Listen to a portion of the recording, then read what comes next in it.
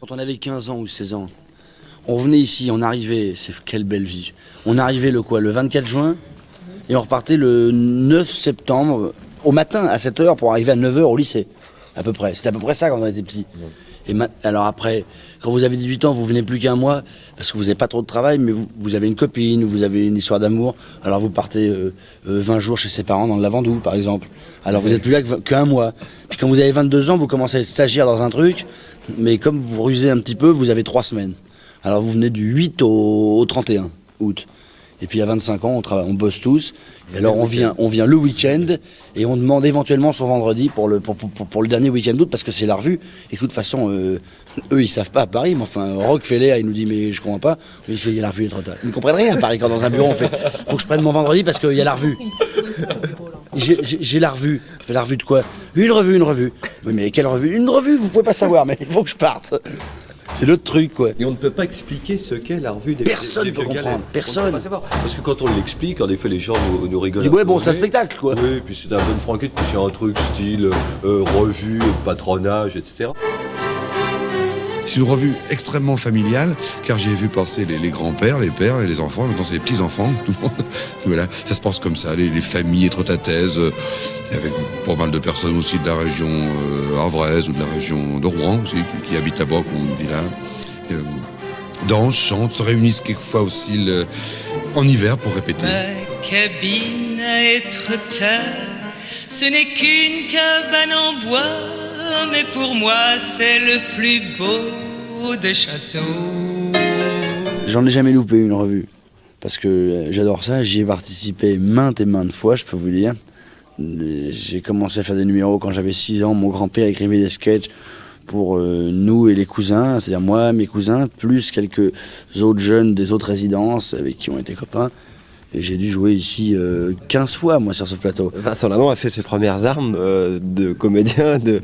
Ah oui, alors, et puis bien avant que je songe à être acteur, bien avant que je fasse un cours d'art dramatique à Paris, qui se vante en disant c'est là qu'il a commencé. Mais non, alors si vraiment on va chercher où j'ai commencé, c'est sur le plateau de la revue en 1964. J'avais déjà, on était bébés, on faisait comme maintenant, on faisait des numéros à 40 enfants, organisés par Simone Foy, la même Simone Foy. Qui est toujours là, et qui était là du temps de mon père quand il était petit, du temps de moi, et elle est encore là, et probablement, avec un peu de chance, c'est elle qui organisera les numéros de mes enfants. Simone comment? Comme vous voulez. Mais qu'est-ce qu'on vient faire là? Eh bien, figurez-vous que ce soir, je suis censée remplacer Anne Sinclair, la célèbre présentatrice de TF1. Si on veut. Et je viens interviewer. Quoi? Viewer. C'est de l'anglais? Non, c'est du franglais. Je croyais qu'on n'en voulait plus du franglais. Et donc, je viens interviewer ce soir une célèbre vedette de rock à Étretat. Eh ben, la vedette de rock, c'est moi. Un cadeau. Merci d'être venu. Achetez les trottatais, achetez les trottatais, les Franck, j'ai un reportage du tonnerre. Bon, ça va être le scoop de l'été, ça va être complètement dingue, ils vont se frémir dans les chaumières. Devine ce que c'est. Ah, bah j'ai eu peur. Attends, laisse-moi deviner. Voyons. Ah, je sais. Vincent Lindon va jouer les Sainte-Thérèse et Catherine Mouchet va jouer les flics. Pas du tout. Vincent Lindon, surtout dans les coulisses, où il faisait un petit peu le chahut, pour ne pas dire des mots un peu plus grossiers. Amenant quelques bouteilles et quelques jolies filles, Vincent, voilà. Et puis participant à la revue, modestement, faisant les chœurs, faisant un tas de petites choses. Oui, bon, bah, c'est un vieil ami et qui a réussi formidablement. Et on est tous très heureux. Et il était encore une fois cette année spectateur parce qu'il ne rate aucune revue. Il était spectateur, il rate aucune revue et il m'a dit, en se prenant sur le Perret, il m'a dit Alain, toi, t'as ton public là, tu peux pas te casser la figure, mais moi si je viens que je fais un numéro, ils m'attendent au virage, alors je peux pas parce que là je me casserai la figure et les autres ils se cassent pas la figure. Il y a un numéro où j'ai eu très peur, c'était un numéro avec Rémi Gorès, Vincent Gorès, Jérôme Lurie, où on était tous déguisés en loupards.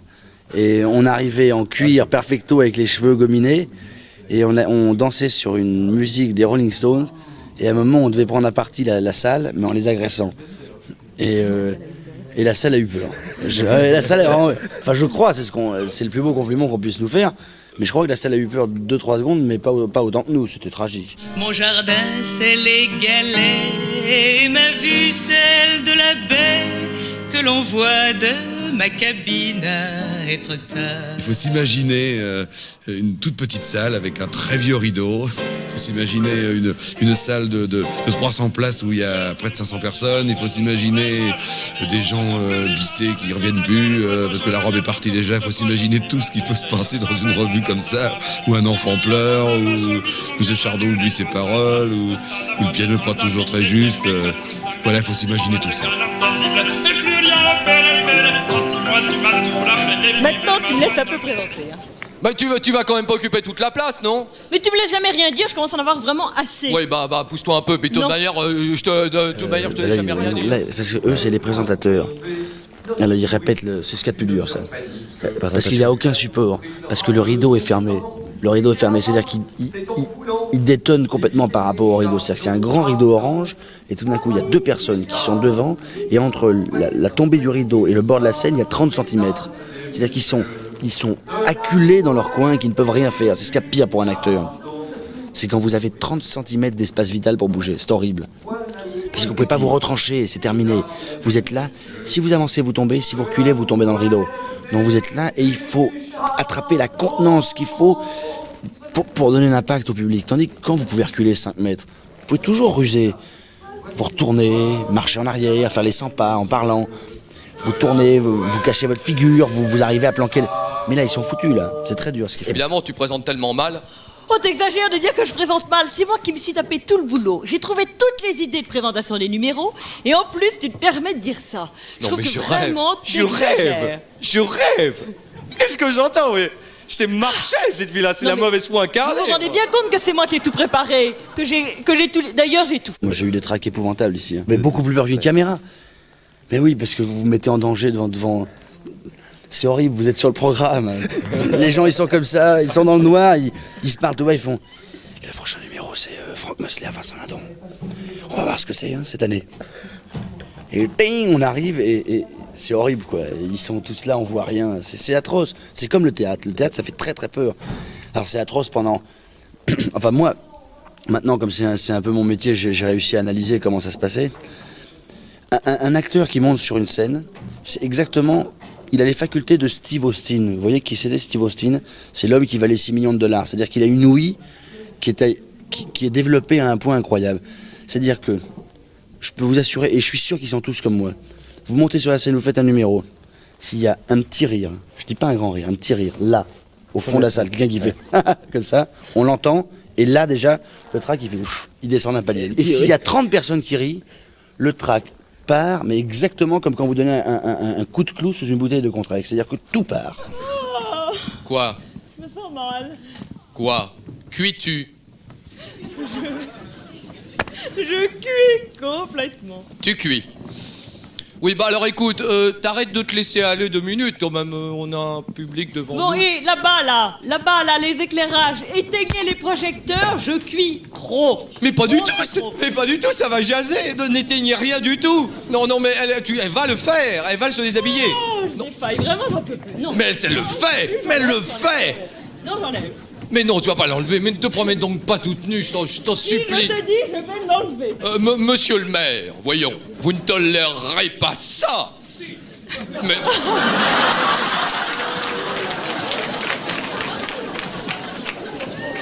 Est-ce bien raisonnable? On a un deuxième petit cerveau quand on joue la comédie. Il y en a un qui est hyper sincère, qui est vraiment sincère. C'est-à-dire que vous jouez un rôle, vous quittez une fille ou vous embrassez quelqu'un dans un film, vous êtes hyper sincère. C'est-à-dire que vous êtes vraiment le personnage. Puis il y a un deuxième petit cerveau en déport, qui est genre à 30 cm de truc, et qui est le cerveau ordinateur qui calcule tout, comment ça se passe. Qui fait, ouais, bien, là ils ont ri, c'est bon, vas-y, continue. Ouais, là tu l'as bien dit la phrase, top numéro 2 passé, top numéro 3, t'as plus que 2 phrases et tu sors de la scène, t'as un quart d'heure de repos, oui c'est bon. Ouais, bravo, c'est bien, t'as gagné là, ils sont comme des fous, ils applaudissent. On a un deuxième petit truc là qui compte tout, comme ça, et qui s'écoute, tu t'écoutes parler, tu dis ouais, bien le regard là, c'est bien, le verre est bien tombé comme il faut, comme hier à la représentation, il m'a passé le stylo, il est bien rentré dans les 2 doigts. On a tous ces petits trucs. Évidemment qu'on n'est pas... Moi, j'y crois pas, les acteurs qui disent j'étais complètement dedans, j'avais oublié que je jouais. C'est pas vrai. On n'oublie pas qu'on joue. On n'oublie pas qu'on joue. On a quelque chose qui vous rappelle sans arrêt, qui vous donne des obstacles à passer, top numéro 1, passer, top numéro 2. Mais ça veut pas dire qu'on n'est pas sincère, parce que celui qui joue, il est sincère. Mais on peut faire deux choses à la fois. On peut toujours faire deux choses à la fois. Quand à Paris, le ciel est gris et qu'on se demande à quoi ça sert la vie, je me dis tout bas, pour moi ça va, car mon cœur est tard et très tard. Quand je vois la pluie sur les Tuileries, je me dis qu'est-ce qu'on serait bien en Normandie. Le temps pourri, j'aime ça que là-bas, car mon cœur est tard et très tard. Oui, mon cœur est tard et très tard, opéré, enfin lavé au front. Oui, mon cœur est tard et très tard, même si cela rime avec sur moi. Et si mon cœur est très tard, c'est aussi moi que vous êtes de là. J'aime de revenir à être tard, de retrouver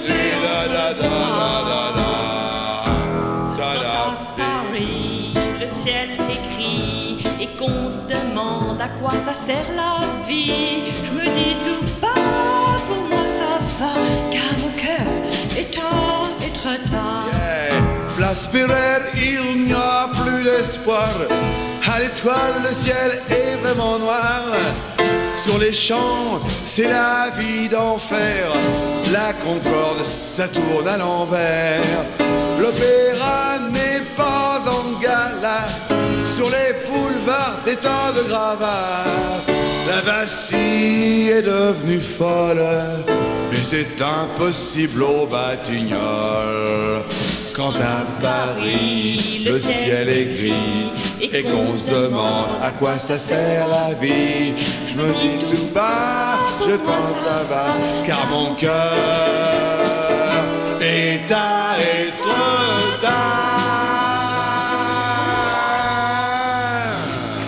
Bon, voilà, hein, ok, ça ira à peu près comme ça, hein. Là, tu ne me regarderas pas. Comment? Ah, moi aussi, c'est bête que je...